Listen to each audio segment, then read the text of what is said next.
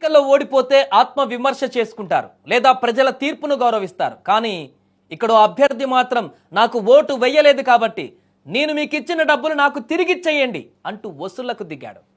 Vote వేశామని చెబితే కులదైవం సాక్షిగా ప్రమాణం చేయాలంటూ డిమాండ్ చేస్తున్నారు. మహబూబాబాద్ జిల్లాలో జరిగిన ఈ వింత ఘటన ఇప్పుడు చర్చనీయాంశంగా మారింది.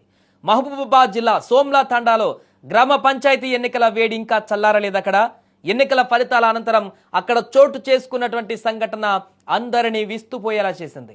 గ్రామంలో కాంగ్రెస్ బలపరిచిన అభ్యర్థిగా భూక్యా కౌసల్య, కాంగ్రెస్ రెబల్ అభ్యర్థిగా ఇస్లావత్ సుజాత బాలాజీ పోటీ పడ్డారు. ఎన్నికలకు ముందు రోజు ఓటర్లను ప్రసన్నం చేసుకునేందుకు అభ్యర్థులు ఓటుకు 1500 నగదు, ఇంటికి ఒక కోడి చొప్పున పంపిణీ చేసినట్టుగా తెలుస్తుంది అక్కడ. అయితే ఫలితాలలో కాంగ్రెస్ రెబల్ అభ్యర్థి సుజాత 17 ఓట్ల స్వల్ప మెజారిటీతో విజయం సాధించారు. దీంతో ఓడిపోయినటువంటి అభ్యర్థి కౌసల్య కుటుంబ సభ్యులు ఆగ్రహంతో ఊగిపోయారు. కౌసల్య భర్త దల్ సింగ్, కుమారుడు సందీప్లు చేతిలో జెండా పట్టుకొని గ్రామంలో ఇంటింటికి తిరగడం మొదలుపెట్టారు. మా డబ్బులు తీసుకొని మాకు ఓటు వేయలేదు, మీరు మాకు ఓటు వేయకపోవడం వల్లే మేము ఓడిపోయాం అంటూ గ్రామస్తులను నిలదీశారు.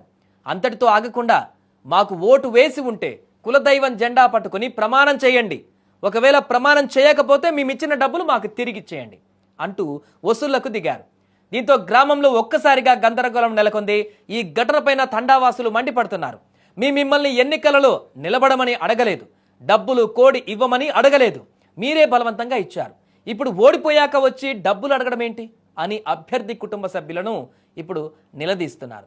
దీనిపై ఓడిపోయిన అభ్యర్థి భర్త స్పందిస్తూ ఈ ఓటమి తమది కాదని, ఎమ్మెల్యే మరియు జిల్లా కాంగ్రెస్ అధ్యక్షురాలిదని కూడా వ్యాఖ్యానించారు. తాము వసూలు చేస్తున్నటువంటి డబ్బులతో తీర్థయాత్రలకు వెళ్తామని కూడా వింత సమాధానం ఇచ్చారు.